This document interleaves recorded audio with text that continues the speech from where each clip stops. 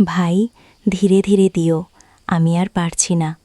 তোমার মেশিন অনেক বড়। আচ্ছা বোন, ধীরে ধীরে দিচ্ছি। তোমার ভেতরে কিন্তু অনেক টাইট, আমি একটু করলে আর পারব না। বোন, তোমার ভেতরে পানি ছেড়ে দেব কি? বন্ধুরা, গল্পটি সম্পূর্ণ শুনলে আপনাদের মেশিন দিয়ে পানি চলে আসবে। আপনারা হাতের কাজ করতে বাধ্য হবেন। তাই হাতের কাজ করার আগে হাতের কাছে টিস্যু রাখুন।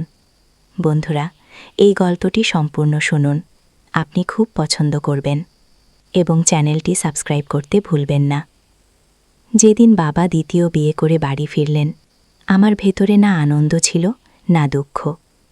মা চলে যাওয়ার 2 বছর পর হয়তো বাবার মনে আবার সংসারে একজন নারীর প্রয়োজন দেখা দিয়েছিল। নতুন মায়ের সঙ্গে এলো একটি মেয়ে, ঐশী নামে। সে আমার বোন, কিন্তু সম্পর্কটা তখনও আমার কাছে কেবল পরিচয়ের মধ্যেই সীমাবদ্ধ ছিল।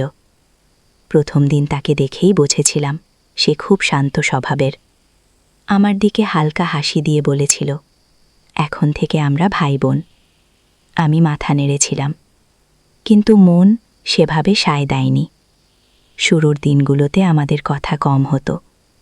ধীরে ধীরে সে আমার ছোট ছোট জগতে ঢুকে পড়তে শুরু করল।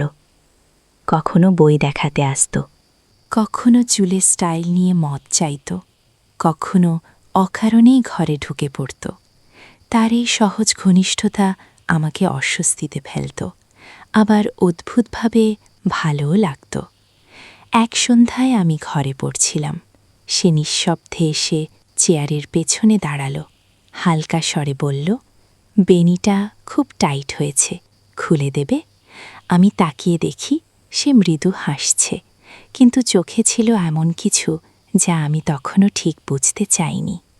সে চেয়ারের পাশে বসে পড়ল। আমি সাবধানে তার চুলের বাঁধন খুলে দিলাম। চুল কাঠে নেমে এলো। সে হালকা করে মাথা নাড়ল, যেন আরাম পেল। তারপর আমার দিকে তাকিয়ে বলল, এখন ভালো লাগছে? সেই মুহূর্তে অদ্ভুতভাবে বুঝলাম সে শুধু বোন নামের ভেতর আটকে নেই। সেই রাতে আমার ঘুম এলো দেরিতে। তার হাসি, খোলা চুল, চোখের কোমল দৃষ্টি বারবার মনে মনে পড়ছিল।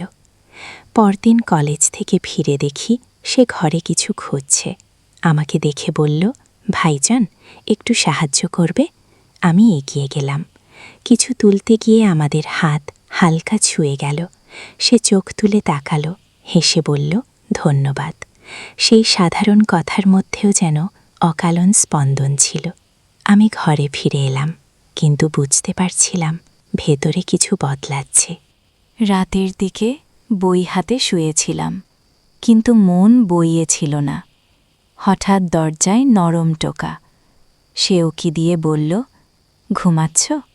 আমি বললাম, না, এসো। সে ভেতরে এসে কিছুক্ষণ চুপচাপ দাঁড়িয়ে রইল। তারপর ধীরে বলল, কখনো কখনো মনে হয় আমরা অন্য ভাই বোনদের মতো নই। আমি বললাম, এসব ভাবা ঠিক না। সে মৃত হেসে বলল, হয়তো ঠিক, তবু মন শোনে না। ঘরে নীরবতা নেমে এলো। সে একটু পর বলল, গুড নাইট। তারপর দরজায় গিয়ে থেমে একবার ফিরে তাকালো। কিছু বলল না, চলে গেল। কিন্তু তার উপস্থিতি যেন ঘরে থেকে গেল। সেই রাতেও ঘুম দেরিতে এলো। এরপর থেকে তার চোখের দিকে তাকানো কঠিন হয়ে উঠল। সে কাছে এলে হৃৎস্পন্দন বেড়ে যেত। কথার ভেতর, নীরবতার ভেতর এক অদ্ভুত দ্বিধা জন্ম নিচ্ছিল। এক বিকেলে হালকা বৃষ্টি হচ্ছিল। সে আমার ঘরে এলো, মৃদু স্বরে কিছু জিজ্ঞেস করল। আমি তার দিকে তাকিয়ে বুঝলাম আমাদের মাঝখানের দূরত্ব কমছে। তার কথায়, চাওয়ায়, চোখে লুকিয়ে থাকা প্রশ্নে এক অদ্ভুত টান তৈরি হচ্ছিল। আমরা দুজনেই যেন বুঝছিলাম কিছু একটা সীমা ছুঁয়ে ফেলছি, কিন্তু কেউই নাম দিচ্ছিলাম না। সে চলে যাওয়ার পরও ঘরটা যেন তার উপস্থিতিতে ভরা ছিল। তারপর থেকে তার সাথে আমার দূরত্ব কমে গেল। কখনো সে এসে আমার চুলে আঙুল চালাতো, কখনো অকারণে আমার হাত ধরে বসে থাকত, কখনো আমার দিকে তাকিয়ে এমনভাবে হাসত যেন ভেতরের কিছু বেরিয়ে আসতে চাইছে। আমরা কেউ কিছু বলতাম না, কিন্তু দুজনেই বুঝছিলাম এই নীরবতার ভেতরে অন্য কিছু জন্ম নিচ্ছে।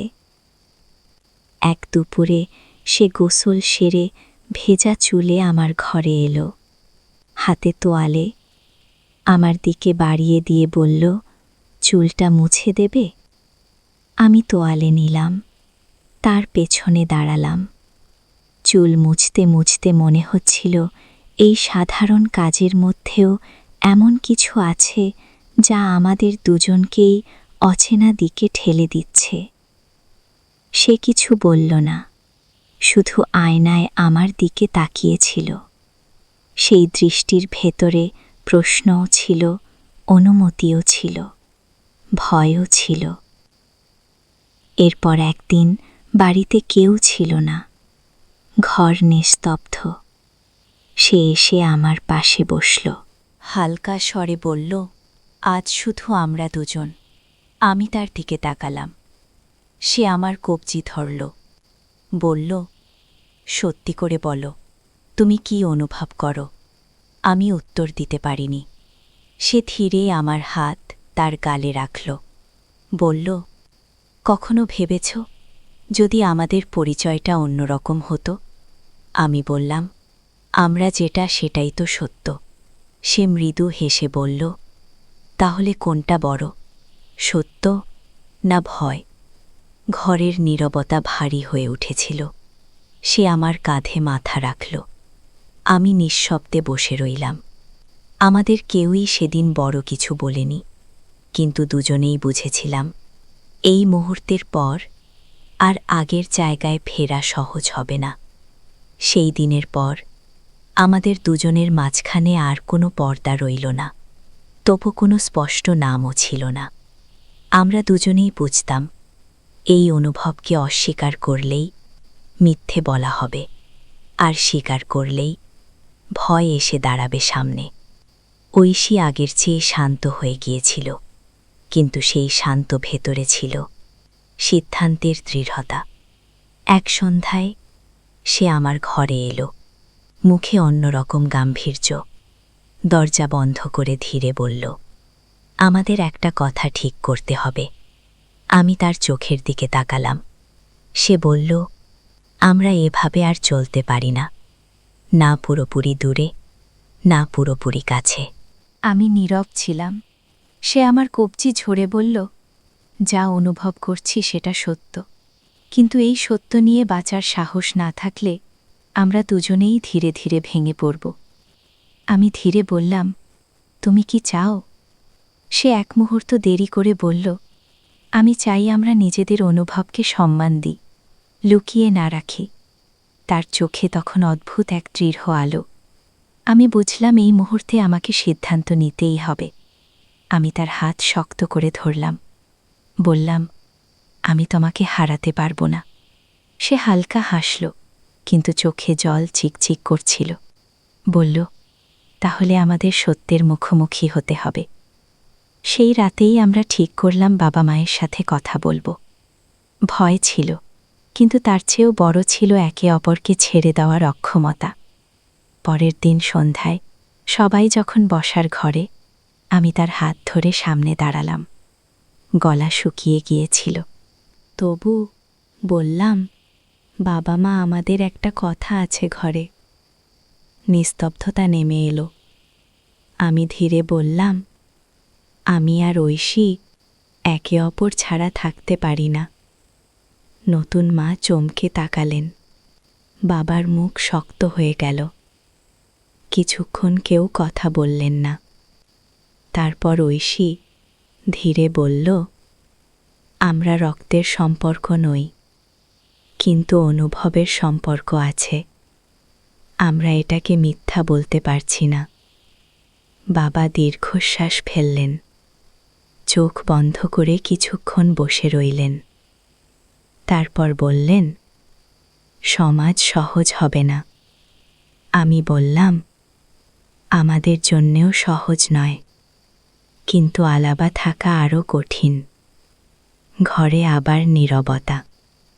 মা চোখ মুছলেন, তারপর খুব শান্ত স্বরে বললেন, যদি তোমরা সত্যিই একে অপর ছাড়া থাকতে না পারো, তাহলে আমি তোমাদের বিরুদ্ধে দাঁড়াব না। বাবা অনেকক্ষণ পর মাথা নাড়লেন, বললেন, তোমাদের পথ কঠিন হবে, কিন্তু আমি জোর করে থামাব না। ঐশী আমার দিকে তাকালো। তার চোখে তখন শুধু কান্না নয়, অদ্ভুত মুক্তিও ছিল। সেই মুহূর্তে মনে হয়েছিল দীর্ঘদিনের জমে থাকা শ্বাস আটকে থাকা বুক, তা হঠাৎ খুলে গেছে। সময় লাগল, অনেক কথা হলো, অনেক বোঝাপড়া হলো। শেষ পর্যন্ত পরিবার আমাদের সিদ্ধান্ত মেনে নিল। কয়েক মাস পর ছোট করে আমরা বিয়ে করলাম। কোনো বড় আয়োজন নয়, কোনো প্রদর্শন নয়, শুধু দুইজন মানুষ যারা আর লুকিয়ে থাকতে চায় না। সেদিন সে খুব শান্ত ছিল, আমার দিকে তাকিয়ে শুধু বলেছিল, এখন আর ভয় নেই। আমি তার হাত ধরে বলেছিলাম, এখন আর মিথ্যাও নেই। আজ অনেক দিন হয়ে গেছে, জীবন ব্যস্ত, দিনগুলো ভরা দায়িত্বে, কিন্তু কখনো সন্ধ্যায় জানালার পাশে দাঁড়ালে আমি তার দিকে তাকিয়ে বুঝতে পারি, কিছু সম্পর্ক সমাজের নিয়মে শুরু হয় না, শেষও হয় না। সেগুলো শুধু ভেতরে জন্মায়, আর সাহস পেলে নিজের পথ নিজেই বানিয়ে নেয়। তো বন্ধুরা, আজকে এখানেই বিদায় নিচ্ছি। দেখা হবে অন্য কোনো ভিডিওতে। ধন্যবাদ।